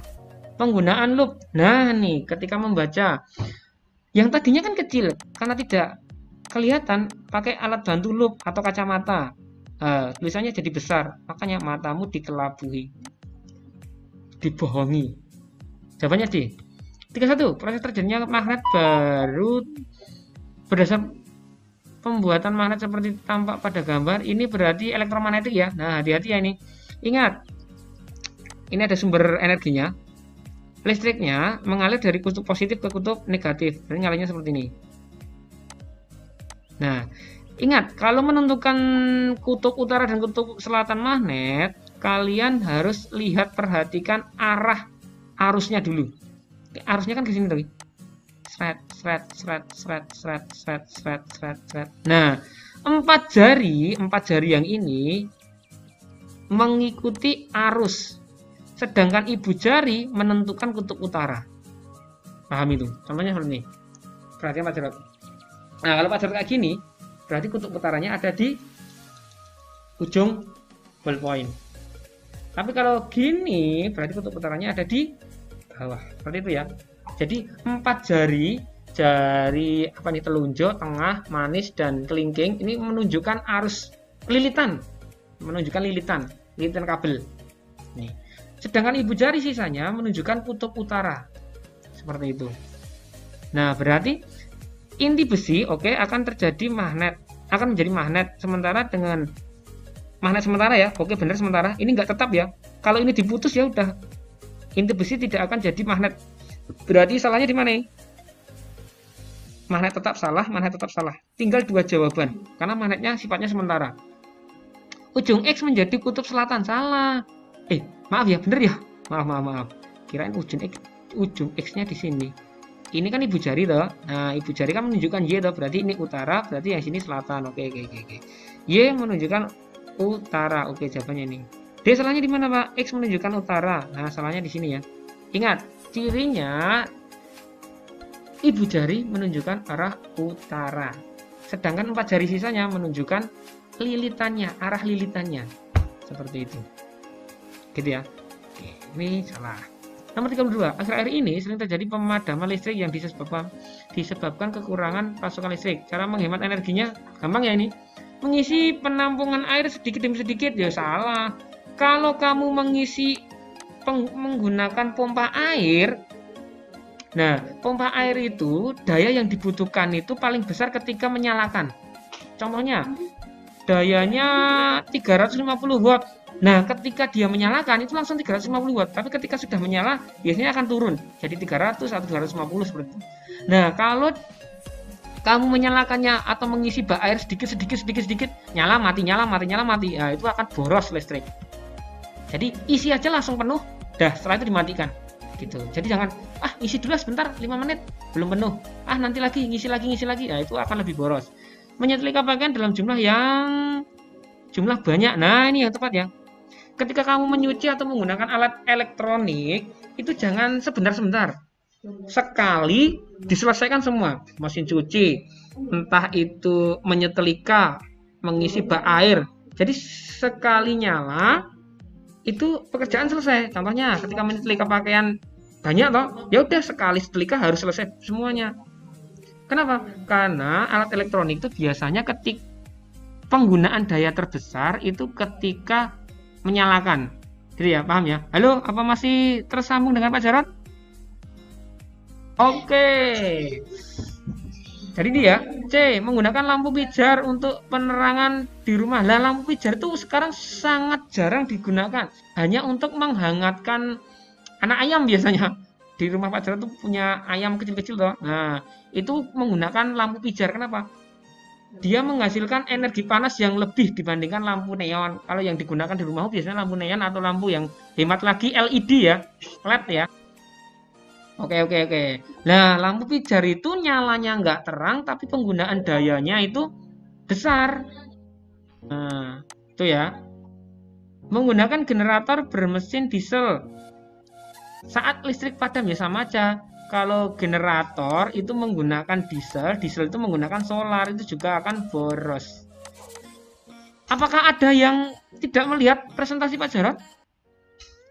Lihat semua ya. Nanti kalau nggak lihat kayak dengerin radio bodol itu loh. Radio rusak ya. Kalau lihat layarnya itu lebih bagus. Dan harapannya seperti itu. Lanjut. Cara menggunakan panel surya yang dimanfaatkan dalam kehidupan sehari-hari. Nah, ini panel surya seperti ini ya, bisa dilihat. Ada yang rumahnya menggunakan panel surya? Halo? Ada? Yang ada. Boleh cerita, boleh cerita? Nggak ada ya? Di sekolah juga belum ada ya. Tapi di lab itu ada panel surya kecil. Tapi hanya bisa untuk menyalakan satu lampu kecil. Lampu senter itu loh. Ada? Di rumahmu pakai panel surya? Ini siapa ini? Wes. Padahal juga ada ya di toko tuh, belum saya Pak Jarod beli karena harganya mahal ya. Tapi di awal biasanya mahalnya di awal, setelah itu nanti free, tidak mengeluarkan biaya kecuali biaya perawatan gitu. Tapi ya dayanya cuma kecil. Nah, ini prosesnya gimana Pak? Oke, cahaya matahari, ingat ya, panel surya itu pakai cahaya yang dimanfaatkan cahaya matahari ya, bukan panasnya ya. Halo. Jadi panel surya itu yang masih bersuara di mute dulu ya. Oke, panel surya itu yang dimanfaatkan.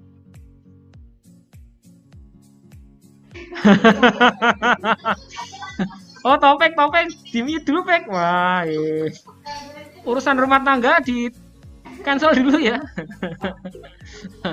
Nanti ya. Nah, yang dimanfaatkan panel surya itu adalah cahayanya, bukan panasnya ya. Ingat ya. Cahaya matahari terus masuk ke panel surya di atap. Oke, di atap. Arusnya, nah ini hati-hati ya. Apa Pak bedanya arus AC sama DC? Arus DC itu arus bolak-balik ya. Arus AC itu arus searah. Lebih sederhananya, DC itu biasanya batu baterai, batu HP, aki gitu ya. Hah? Gimana? Ini siapa ya? Halo.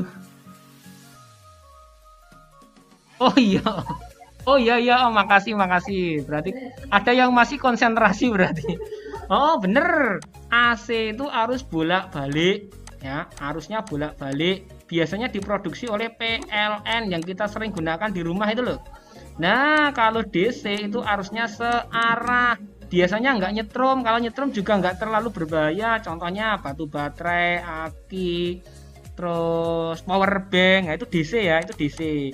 Kalau AC itu yang sering kita gunakan di rumah-rumah itu loh, yang ketika kamu kesetrum ya lumayan itu ya, bisa mengakibatkan kematian ya itu. Nah, ini yang dihasilkan tuh arusnya DC bukan AC ya. DC terus di inverter, ada inverter nih, ini inverter untuk mengubah arus DC menjadi arus AC sehingga bisa dimanfaatkan untuk menyalakan lampu, menyalakan televisi dan lain sebagainya. Jadi jawabannya C. Itu ya. Jadi yang digunakan adalah cahaya. Terus menghasilkan arus DC diubah menjadi arus AC. Arus DC itu kayak aki, akumulator atau aki. Terus kemudian ada batu baterai itu loh. Kalau AC itu arusnya listrik yang dihasilkan oleh perusahaan listrik negara itu loh, yang kita gunakan di rumah. Lanjut nomor 34, gaya yang diperlukan pada kegiatan tersebut. Yang diperlukan ya, yang tepat mana ini? Oke, yang ini ya.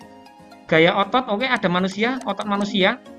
Gaya otot adalah gaya yang dihasilkan oleh otot manusia. Dan gaya geseknya mana ini loh, antara kaki. Coba di sini nggak ada gaya gesek, melayang. Bapaknya nggak akan bisa mendorong. Ini juga ada gaya gesek. Gaya otot dan gaya pegas ini nggak ada ya, nggak ada pernya. Wow, ini Pak ada pernya di sini Pak. Iya, tapi tidak mempengaruhi kegiatan mendorong, gitu ya. Oke, berarti ini kurang tepat. Tidak sepenuhnya salah, tapi kurang tepat. Ada yang lebih tepat. Gaya dorong. Nah, ini. Gaya itu pada dasarnya adalah dorongan dan tarikan. Itu ya. Jadi ini salah. Paling tepat. Nah, lanjut 35. Ciri perkembangbiakan anak laki-laki. Nah, ini Pak Jarod akan jelaskan ya. Pas ini masa-masa puber tuh kalian. Ada beberapa yang sudah puber ya. Nah, ciri perkembangbiakan anak laki-laki pada masa puber. Pak Jarod jelaskan dulu. Ini yang laki-laki ya. Kalau kalian sudah mengalami ini berarti kamu sudah menginjak ke sudah remaja ya, menginjak ke remaja atau dari remaja. Diperhatikan yang laki-laki. Yo, fokus. Ketika kalian mengalami gejala-gejala ini berarti kamu sudah remaja. Ya. Sudah dianggap dewasa, bertanggung jawab terhadap dirimu sendiri. Paham ya? Yang pertama, tumbuh rambut di daerah ketiak dan kemaluan. Tumbuh rambut sebenarnya tidak hanya di ketiak dan kemaluan, tapi juga di kumis, di jambang. Nah, itu ya. Tuh, itu yang pertama. Jakun mulai tumbuh. Nah, ini jakun ini. Kalau orangnya tuh kurus, kayak Pak Mansur, itu jakunnya kelihatan. Tapi kalau kayak Pak Ngadi yang gemuk, nah, mbok kamu lihat, kamu raba-raba, gimana? Kenyataannya ini. Kalau kayak Pak Ngadi yang gendutan, nah, gemuk, itu jakunnya nggak kelihatan, gitu ya, paham ya? Jadi kalau kamu besok yang gendut itu, jadi Pak, saya kok nggak ada jakunnya ya Pak? Berarti saya belum remaja ya? Ya enggak. Pada umumnya seperti itu. Terus suara menjadi lebih besar, berat. Halo, halo. Nah itu Pak Jarod itu nggak besar suaranya, macam prank. Berarti Pak Jarod nggak dewasa dong itu. Enggak ya, ini salah satu pada umumnya saja ya. Kalau laki-laki itu lebih besar. Halo, gimana kabarnya? Nah, ini kalau perempuan lebih tinggi. Mulai mengalami mimpi basah. Nah ini yang sering mimpi basah, yang sering ngompol. Beda yang ngompol sama mimpi basah. Kalau ngompol itu biasanya urin, pipis, pesing, jumlahnya banyak. Tapi kalau mimpi basah itu yang keluar adalah sperma, ya, atau alat perkembangbiakan jantan, spermatozoid, ya. Nah,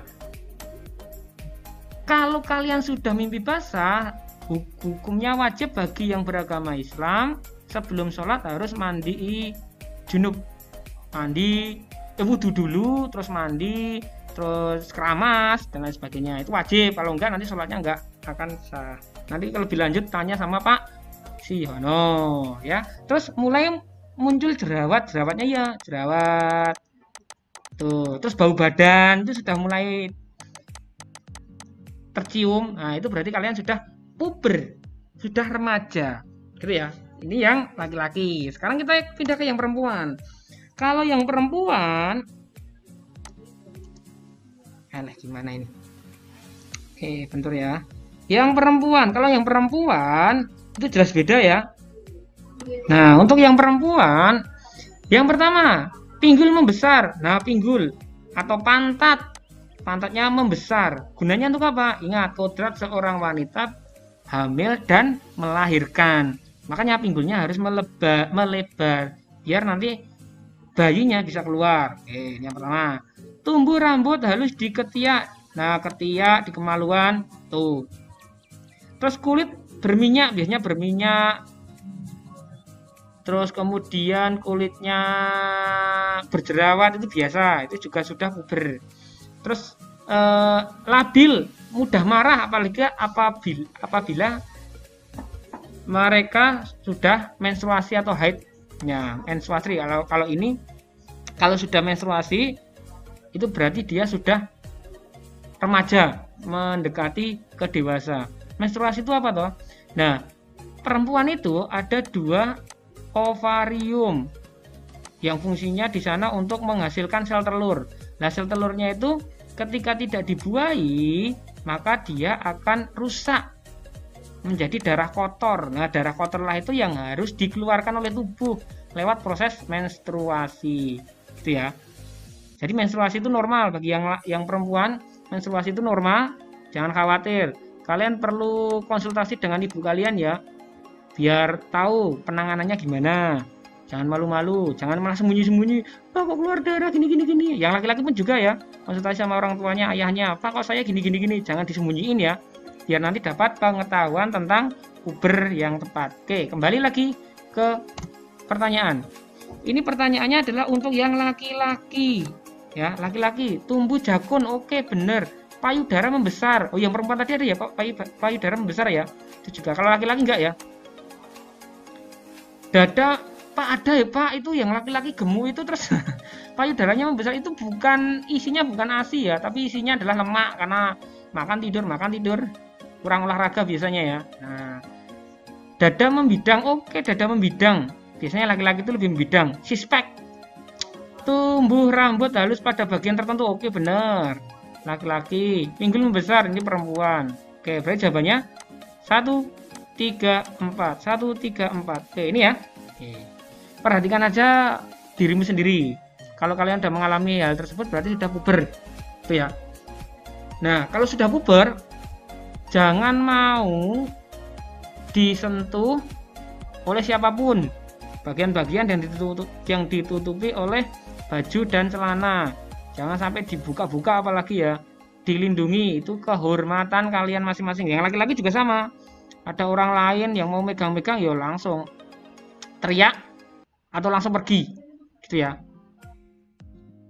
Tapuk, tendang, itu harus kayak gitu. Kalau kamu diam aja, bos, ketemu orangnya itu tadi pasti digituin terus ya. Jadi kalau kamu ada digituin, ya toh, entah dipegang, entah dipeluk.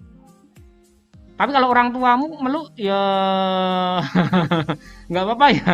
Tapi kalau kamu nanti udah dewasa, dikurangi, dipeluk orang tua itu, apalagi sudah dewasa itu dikurangi, gitu ya. Berikutnya nomor 36, melebar kemana-mana. Upaya yang tepat dalam memelihara kesehatan organ peredaran darah ya, hubungannya dengan peredaran darah. Makan secara teratur dan ini hubungannya dengan pencernaan. Kalau makan teratur tuh nanti larinya ke penyakit emah. Jadi salah ya, karena yang ditanyakan adalah peredaran darah. Olahraga teratur terus-menerus. Nah, ini maksud olahraga terus-menerus, capek dong, Pak. Salahnya di sini. Olahraga secukupnya. Nah, itu baru benar. Makan asupan yang bergizi ya, ini benar. Salahnya di sini. Mengurangi makanan berlemak. Nah, ini yang tepat ya. Ingat, ketika kalian terlalu banyak makanan berlemak, maka pembuluh darahmu akan tersumbat oleh lemak-lemak. Lemak akan menjadi kolesterol. Ada jantung koroner, ada stroke dan lain sebagainya. Menjaga berat badan ideal. Ini penting ya. Ayo, berat badan ideal, yang merasa gemuk, yang merasa kurus. Nah, yang kurus ditingkatkan biar agak gemuk dikit, yang gemuk jangan terlalu gemuk. Tidur dalam waktu yang lama. Nah, ini dia. Masa kayak beruang aja, beruang madu ketika musim dingin, hibernasi, tidur yang lama.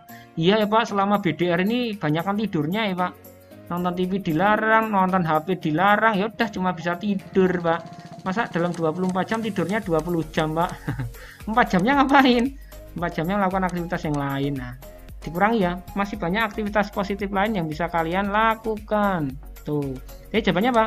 38. Bener ya 38 ya? 37-nya hilang nih. Ya ampun. Oh, ini ya, kebalik, maaf. 37 proses yang ditimbulkan akibat hubungan antara sistem pernapasan dan peredaran darah. Nah, sistem pernapasan dan peredaran darah itu selalu berkaitan, tidak bisa berdiri sendiri. Ya. Pengambilan karbon dioksida oleh darah, enggak ya, diedarkan ke seluruh tubuh. Bukan karbon dioksida yang diedarkan tapi O2 atau oksigen, salahnya di situ. Pengambilan oksigen oleh darah untuk diedarkan ke seluruh tubuh. Oke. Pengikatan oksigen dan pelepasan. Oh, bentar. Ini kok hampir mirip ya nih. Oke, bisa jadi jawaban. Pelepasan oksigen. Nah, ini salah nih. Masa oksigennya dilepas? Nah, kita kembali ke dua jawaban yang mungkin jadi jawaban. Benar. Pengambilan oksigen oleh darah untuk diedarkan ke seluruh tubuh. Nah, ini salahnya di sini. Ingat, oksigen itu diikat di alveolus ya, bukan di darah. Karena darah, fungsi darah yang pertama adalah sebagai alat transportasi. Ya. Pengambilan oksigen bukan diambil tapi diikat oleh hemoglobin. Ya, berarti yang paling tepat ini ya. Mengikat oksigen dan melepaskan karbon dioksida. Saya bentar. Pak Jarot analisis dulu. Kok Pak Jarot sedikit ragu ya? Ini jelas salah ya, maaf ya. Ini jelas salah. Tinggal dua jawaban. Oh ya. Ini kan hubungan ya, berarti ada dua organ yang saling berhubungan. Yang pertama sistem pernapasan dan yang kedua peredaran darah. Nah, salahnya di C, mengikat oksigen dan melepaskan karbon dioksida, ini adalah peran dari paru-paru selaku sistem pernapasan. Nah, tapi pertanyaannya kan hubungan, berarti harus ada hubungannya antara peredaran darah dan sistem pernapasan. Yang tepat yang ini. Lah kok bisa Pak? pengambil oksigen yang dilakukan oleh hemoglobin itu adalah peredaran darah, fungsi dari peredaran darah. Sedangkan untuk peredaran darah dan pernapasan ya, sedangkan untuk diedarkan ke seluruh tubuh adalah fungsi dari darah ya, sistem peredaran darah. Kalau yang ini sistem pernapasan gitu ya, karena ini ada fungsi dari alveolus, paham ya? Oke Pak Jarod, ulangi sedikit lagi, sekali lagi biar tambah paham. A dan D jelas salah. C salahnya, mengikat oksigen ini fungsi dari peredaran darah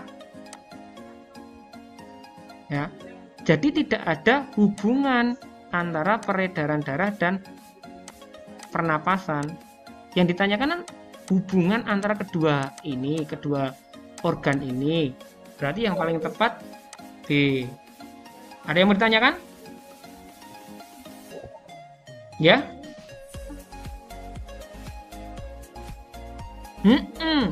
Kak, iya Pak, bener Pak. Hemoglobin kan bagian dari hemoglobin kan bagian dari darah Pak. Iya.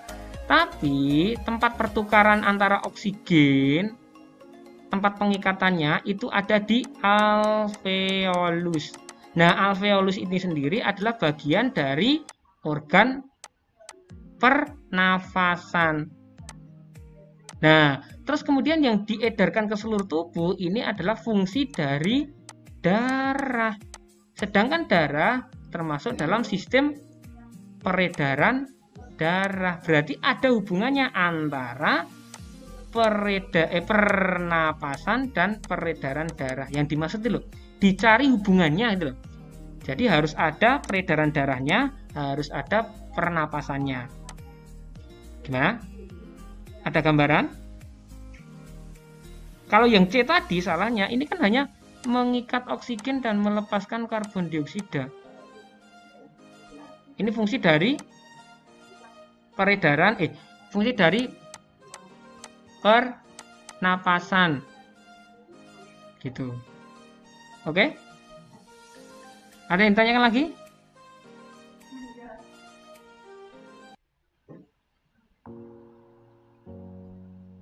Gak ada ya? Lanjut.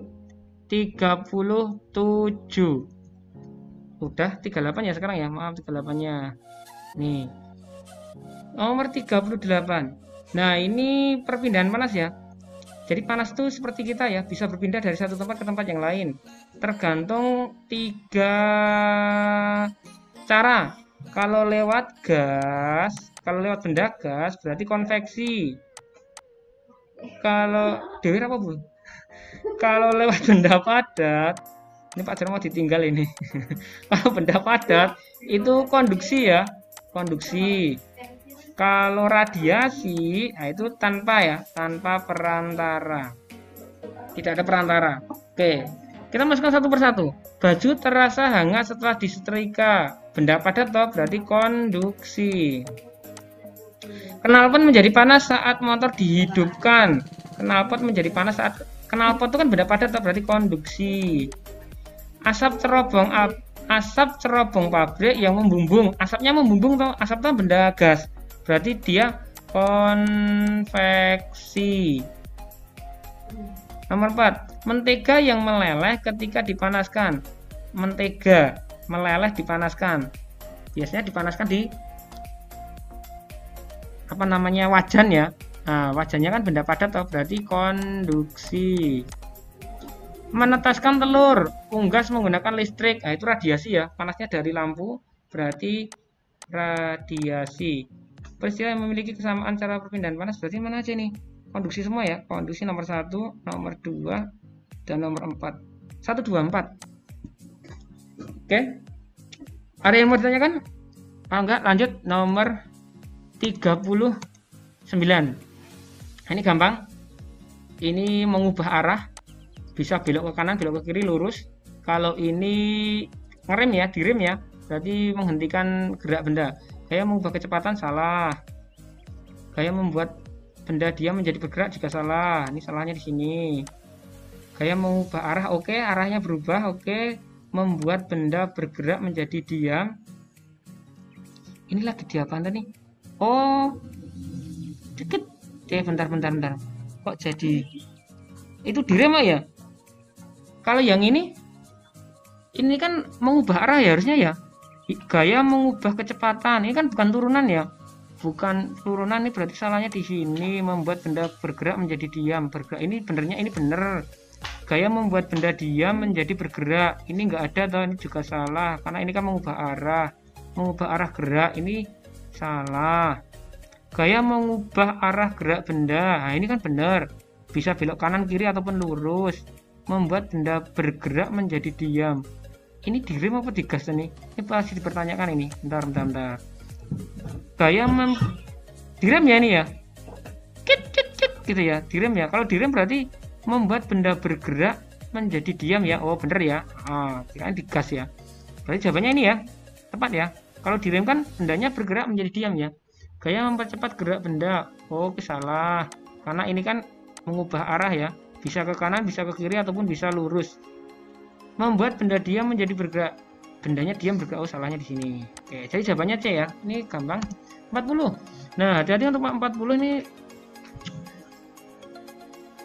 rangkaian listrik ya. Ingat, dari kutub positif ke kutub negatif berarti gerakannya ke sini. Kalau saklar itu ditutup atau disambung, berarti bisa dilalui oleh arus listrik. Konsepnya seperti itu. Jadi tergantung saklarnya.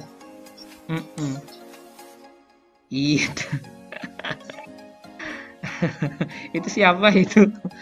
Ya ampun. Iya, weh, siapa itu? Ya, yang gibah Pak Jarot di depannya Pak Jarot itu. Oh iya, weh. Oke, lanjut ya. Jika saklar A dan B ditutup, A-nya mana A-nya? Ini ditutup ya. Ditutup tuh berarti disambung, bisa mengalir. Sedangkan C dibuka, disilang aja.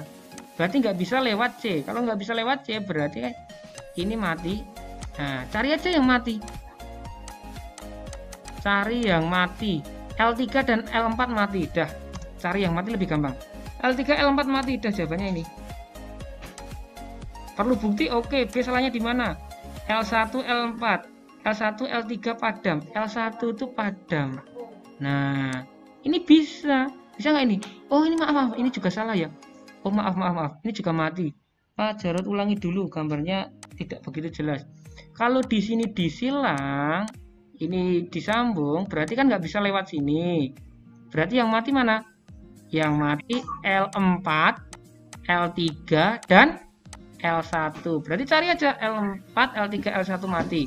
Yang hidup hanya. Oh iya, maaf. Kok keliru lagi Pak Jarot? Lewat sini bisa ya. L1 bisa ya. Oh. Ini kan nggak bisa. Butuh. Bisa ditransfer ke sini. Berarti Pak L1-nya lewat mana? Lewat sini loh. Set, lewat sini. Nah, gini ya. Nah, lewat sini bisa. Oke. Oh, ini sudah 3 jam ya. Bentar lagi selesai. Oke ya, berarti yang mati L3, L4 ya udah jawabannya bener ini tadi ya. Gimana tuh Pak Jarot? Nah ya. Nah, capek toh? Aduh, yang dengerin aja capek apalagi yang ngomong ya. Oke, 10 lagi. Kita percepat. Kesimpulan yang tepat berdasarkan tabel tersebut adalah kesimpulannya. Wadah satu mata wadahnya ini ya. Wadah satu ini kan paling lama, paling cepat. Oke. Wadah satu adalah bahan penghantar panas lebih baik dari wadah nomor 3. Padahal paling cepat apa enggak wadah satu itu? Paling lama. Berarti ini salah. Karena wadah satu paling lama, nomor 4. Salah. Wadah 2 adalah bahan penghantar panas lebih baik dibandingkan wadah 3. 2 mana 2? 2 itu ini. Oke, lebih baik karena nomor 1 paling cepat. Berarti konduktor yang baik. Daripada nomor 3. Oke dah, jawabannya ini. Wadah 3 adalah bahan yang menghantar panas kurang baik. Nomor 3 itu mana? Ini.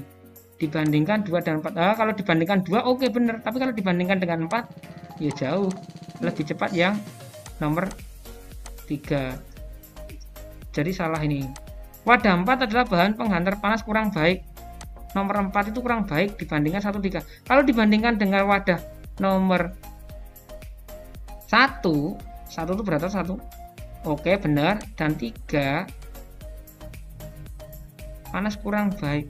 Wadah 4 tuh wadah 4 nomor 2, ya kan? Dibandingkan nomor 1 tuh ini dan nomor 3 kurang baik. Harusnya lebih, kata kurangnya harusnya salahnya di sini ya. Harusnya ini dihilangkan baru jadi jawaban benar. Harusnya lebih baik gitu. Oke, lanjut nomor 42 ini gampang. Merkurius, Venus, Bumi, Mars, Jupiter, Saturnus, Uranus, dan Neptunus. Pertanyaannya nomor 2. Nomor 2 berarti Venus, nomor 1 Venus, nomor 2-nya yaitu Saturnus dan Uranus. Venus, Saturnus, Uranus, gampang. Jangan sampai salah kalau ini. Berikutnya adalah gerhana. Kalau buminya ada di tengah menutupi cahaya matahari, berarti gerhana bulan. Ya. Tapi kalau yang di tengah matahari kiamat. Yang di tengah bulan jadi gerhana matahari. Kalau ini sesuai gambar gerhana bulan. Pertanyaannya, gerhana bulan penumbra, ingat, ketika terjadi bayangan mengalami 2 buah bayangan. Yang pertama yang merah ini bayangan umbra dan ini penumbra. Berarti jawabannya bisa nomor 1 ataupun nomor 5. Kebetulan di sini yang tercetak nomor 1. Jadi jawabannya A. Kalau nomor 2 dan nomor 4 ini gerhana bulan sebagian. Ya, kalau nomor 3 jelas gerhana bulan total. Nomor 3. Lanjut nomor 44, perbedaan lama waktu siang dan lama malam. Lama, ada kata-kata lama. Lama. Berarti lama itu revolusi bumi terhadap matahari. Mana? Bumi mengelilingi matahari. Oke. Bulan salah, bumi berputar, salah. Kalau ini namanya rota. Nomor 45. Akibat dari rotasi bumi berdasarkan tabel adalah rota ya. Kita analisis dulu. Pergantian musim, waktunya lama, berarti revo. Perbedaan lama, ada kata-katanya lama, berarti kalau lama itu revo. Perbedaan waktu di setiap ini cepat, bisa kita saksikan saat ini juga, berarti rota, waktunya relatif singkat. Pergantian siang dan malam itu juga singkat, dalam 1 hari saja atau dalam hitungan jam saja kita sudah tahu, sudah bisa menyaksikan siang dan malam. Gerak semu tahunan itu lama, berarti revo. Pemepatan bumi bagian kutub, nah ini berarti rota ya. Berarti yang mana? Rota. Akibat dari rotasi bumi berarti ini salah, ini revo, 3, 4, 6. Jawabannya itu 46. Ini siklus hidrologi, penguapan, pengembunan, presipitasi. Jadi ada 5 ya. Ada limpasan, ada infiltrasi. X itu yang ditanyakan yang ini di dalam. Oh, berarti persapan ya. Infiltrasi ya.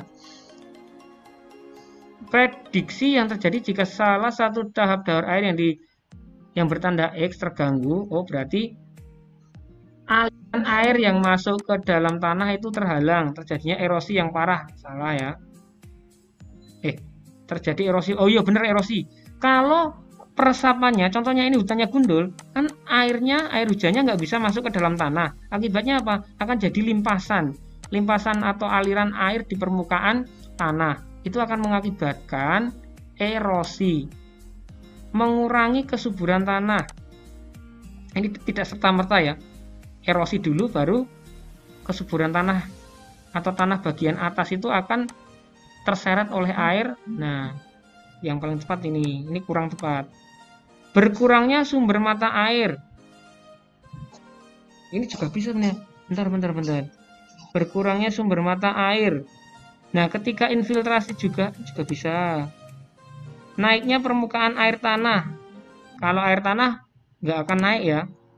Kenapa? Karena kan infiltrasinya terhalang. Nah, tinggal menyisakan dua jawaban yang bisa jadi jawaban benar.